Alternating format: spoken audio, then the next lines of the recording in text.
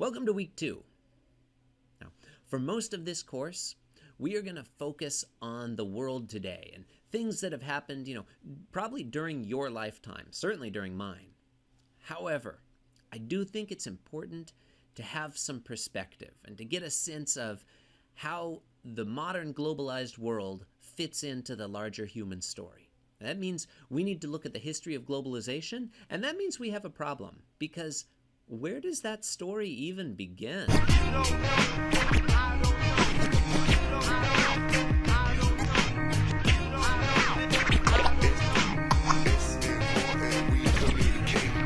could start with the 1990s.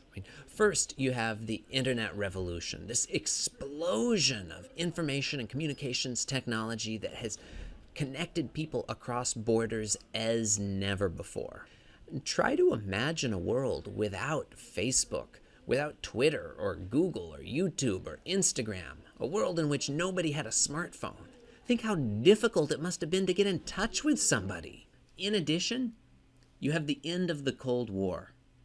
Before the 1990s, the world was pretty much divided up into two hostile camps, and movement and communication between the two was strictly limited. Since then, with the exception of a few holdouts like North Korea, countries that were once dedicated to the destruction of capitalism have joined the World Trade Organization and started competing to mint billionaires. And that means that if you have the resources, today's world is pretty much open to commercial and cultural exchange and travel virtually anywhere. For better or worse, you can go to a Starbucks in Moscow or China or India or Japan or Korea or Qatar or Dubai or France. Seriously, if you ever find yourself inside a Paris Starbucks, you really need to reassess the life choices you have made. Or you could take a step back to 1945 and the end of the Second World War. You've got the founding of the United Nations, the International Monetary Fund, the World Bank. These are institutions that administer the world economy and the international system to this very day.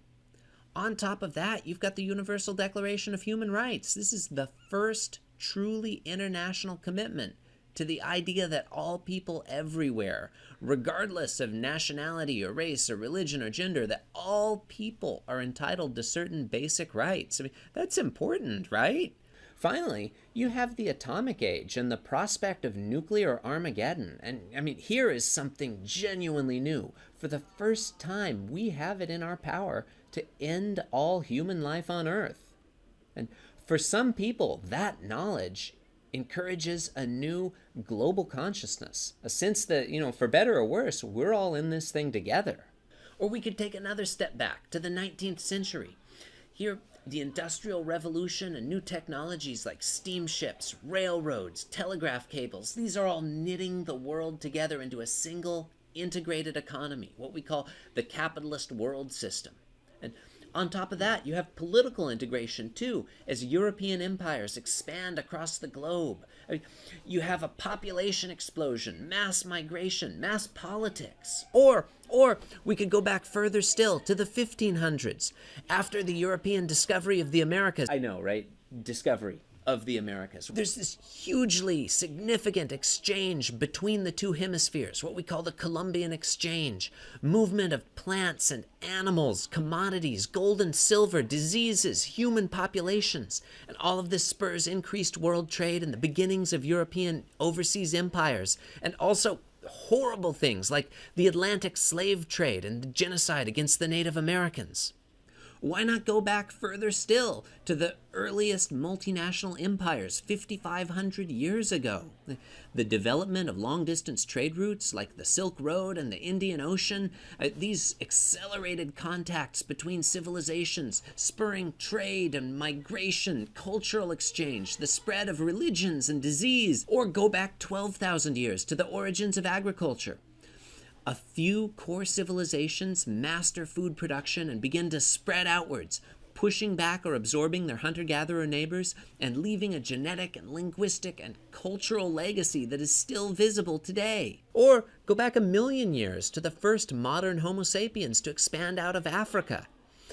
ultimately inhabiting every continent except Antarctica. I mean, that is globalization, right? So I'm not going to tell you where you should think that globalization begins.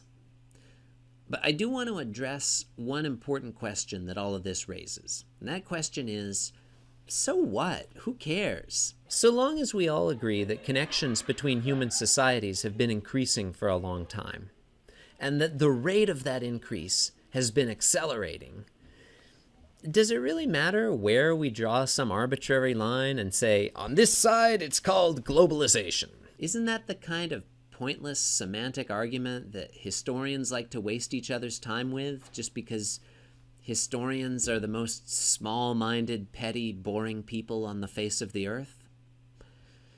There's a lot of truth to that objection, I think. But when you choose a starting point for globalization, essentially you're putting a frame around it. You're telling people where they should focus their attention and what they can afford to ignore. If you say that globalization begins in the 19th century, well, it looks a lot like a process where America and Europe are active and the rest of the world is passive. But if you choose to start in 1990 or 3500 BCE, well, that's a very different picture. If the story that you tell about globalization begins in 1945, you get to talk about decolonization and independence movements and the United Nations and rising living standards in much of the world. But if you start in 1500, you have to talk about imperialism and slavery and genocide. It's not that one of these frames is right and the others are wrong. It's just when somebody tries to sell you a story about globalization, you should be very conscious of the frame they've chosen to put that story in. Whether that frame might be pushing you in one direction or another, or whether that story might look very different if you put it in a different frame. Because ultimately, you have to choose.